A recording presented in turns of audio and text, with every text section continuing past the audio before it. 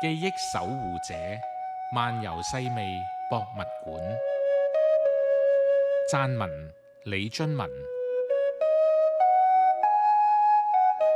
博物館係時間嘅容器，用有限嘅空間裝住無窮嘅記憶。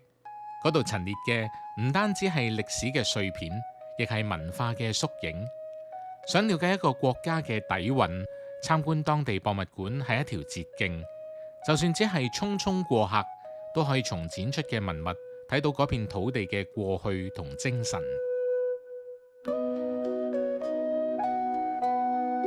幾年前，我喺香港中文大學修讀日本研究碩士課程，為咗對日本嘅歷史文化了解多啲，每次去日本旅行，我都會趁機參觀唔同類型嘅博物館，印證同比較所學，從中得到好多樂趣同埋啟發。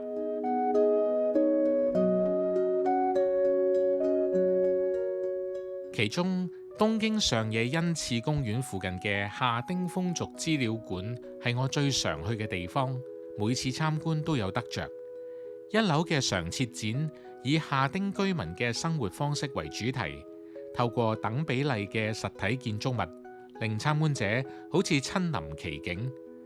展館將下町生活分為5大主題，包括大街上嘅批發鋪、糖果店、製作銅壺嘅職人家、四季慶典，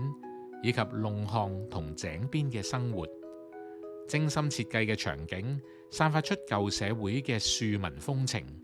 唔單止係過去嘅重現，更係跨越時空嘅沉浸式體驗。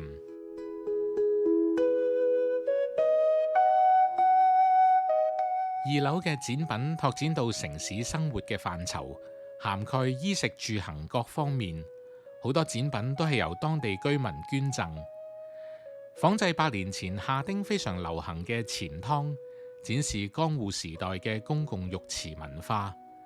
最受歡迎嘅係懷舊玩具區，嗰啲傳統手工玩具比起而家嘅網絡遊戲，依然可以為參觀嘅小朋友帶嚟無窮樂趣，亦都令老一輩諗起童年往事。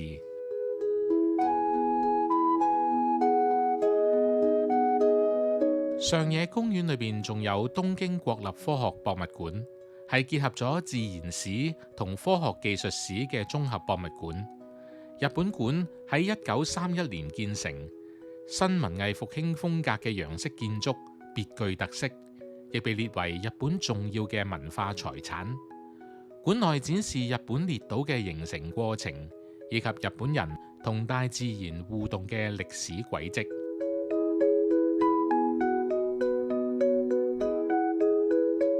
喺國立科學博物館裏面，最吸引我注意嘅係嗰啲認真學習嘅日本小朋友。佢哋有啲仔細描繪魚類嘅圖畫，有啲專注搭建 Kepler 積木，仲有啲安靜咁聽導賞員嘅講解。無論佢哋用邊種學習模式，全部都表現出高度嘅專注同認真，完全冇喧嘩或者騷擾人，令我好佩服日本嘅教育。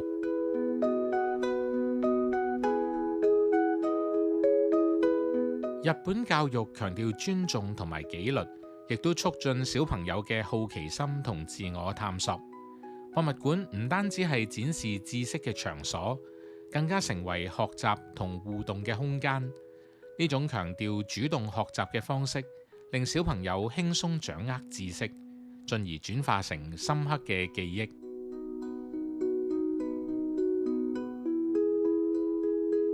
另外，東京近郊嘅小城三鷹就孕育出一個令人深思嘅文化空間——太宰治文學沙龍。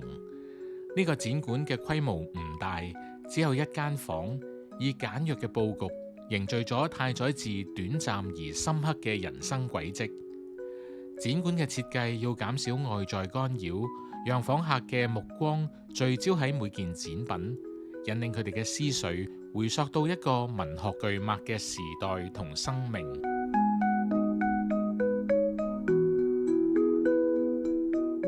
一行入展館，就見到太宰治嘅一生，一張張泛黃嘅照片定格咗佢嘅頹廢。展櫃裏面嘅手稿就呈現人間失格同邪陽嘅誕生過程，作家揮灑隨意嘅筆觸，隱隱透露佢不受世俗規範嘅性格。旁邊嘅年譜詳述佢短暫而耀眼嘅一生，如流星劃過咁嘅生命，從清深嘅津輕到東京嘅玉川上水，好似向訪客低訴佢未竟嘅故事。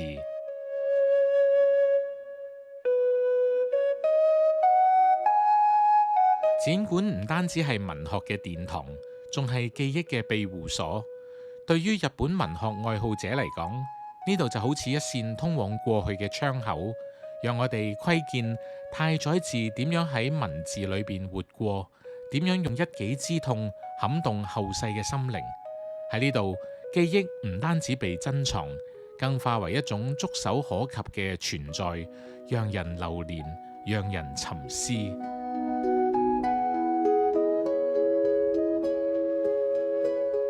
位於千陀木嘅深勾愛紀念館，隱伏喺東京嘅繁華之外。呢度其實係深勾愛以前住過嘅觀潮樓舊址。深勾愛係同夏目漱石齊名嘅文學大家，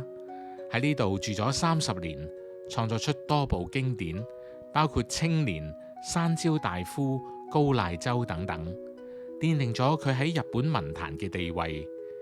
觀潮樓呢個名取自佢故居嘅書齋，因為以前可以喺呢度望到東京灣。呢個景致似乎亦都為佢嘅文學世界增添咗深邃嘅意境。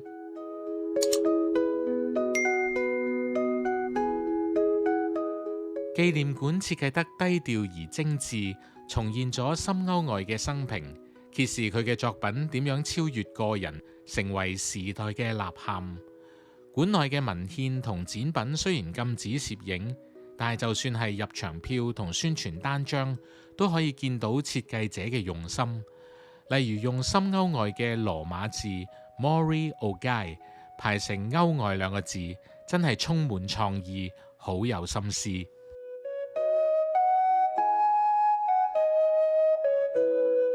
呢間館唔係記憶嘅囚籠，而係心靈嘅渡口。嗰啲跨越世紀嘅文字同思想喺時間嘅河流中輕輕蕩漾。山椒大夫對社會底層嘅人道關懷，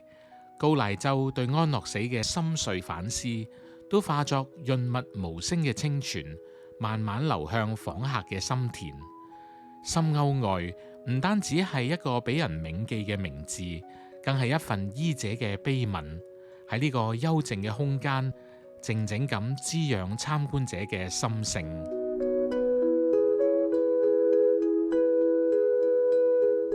回流溫哥華之後，我發現呢度原來都有好多同日本文化相關嘅博物館同展覽。位於溫哥華本拿比市嘅日系博物館及文化中心 Nikkei National Museum and Cultural Centre 地下展區，透過歷史圖片同展板，呈現咗日裔加拿大人社群嘅苦難同抗爭。其中一張記錄20世紀初溫哥華日裔家人棒球隊嘅照片，尤其觸動人心。面對歧視，佢哋仍然拼盡全力喺比賽中表現出色，贏得唔同族裔觀眾嘅尊重同認同，展現族群融合與文化抗爭嘅力量。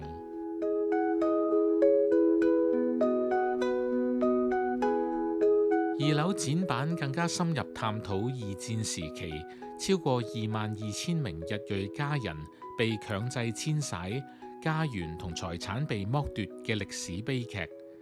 展覽中嘅檔案照片記錄日裔家人被迫離開溫哥華嘅過程，佢哋被關押喺拘留營，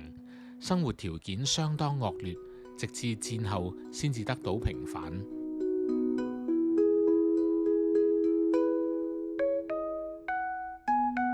呢啲歷史圖片同檔案資料，除咗係日裔家人社群過往嘅記錄，更折射出一段關於抗爭同希望嘅故事。棒球場上嘅團結與拼搏，正係對歧視嘅無聲反擊，展現文化融合嘅可能性。而而二戰期間嘅強制遷徙與剝奪，就反映法律同政策對少數族裔嘅深遠影響。呢啲影像提醒我哋，理解歷史嘅多重面向，對於構建更包容嘅社會至關重要。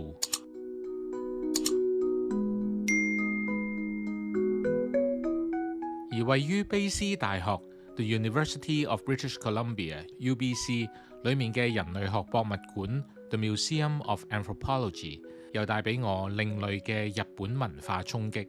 到訪當日，啱啱有個紀念日本311地震10週年嘅專題展，主要展出日本藝術家岡部昌生嘅樹木拓印作品，揭示核輻射嘅禍害。而花道藝術家片桐公敦嘅插花作品就以災區嘅物件嚟創作，呈現災後嘅重生同希望。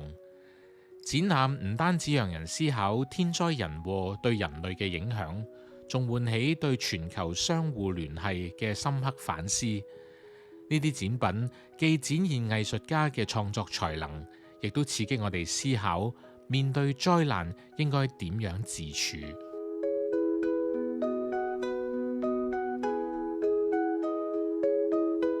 館內嘅常設展覽以原住民藝術為主，包括圖騰同面具。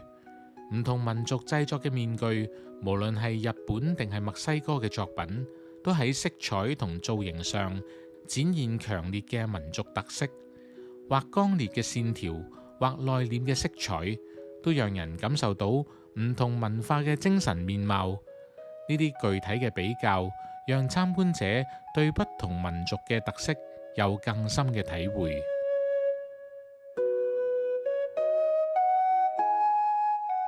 幾年前暑假，我遊學到訪英國牛津大學，除咗進修，仲趁機遊覽牛津嘅名勝，當中包括亞什莫林博物館 （Ashmolean Museum）。呢間館唔單止係英國首間公共博物館，亦係英語世界嘅第一座大學博物館。展館設計得好有心思，呈現不同文明之間嘅對話。除咗古埃及、古羅馬嘅文物，仲有東亞國家例如日本嘅展品。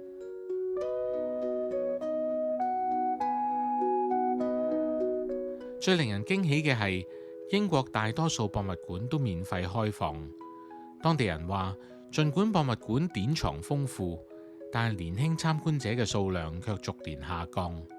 推行免費入場政策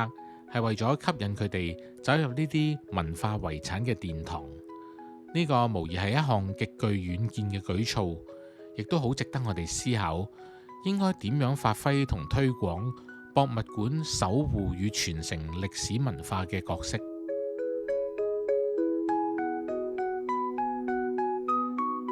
事實上，唔同博物館各有功能。有啲記錄不同時代嘅人類生活，有啲探索宇宙嘅謎題同生命嘅奧秘，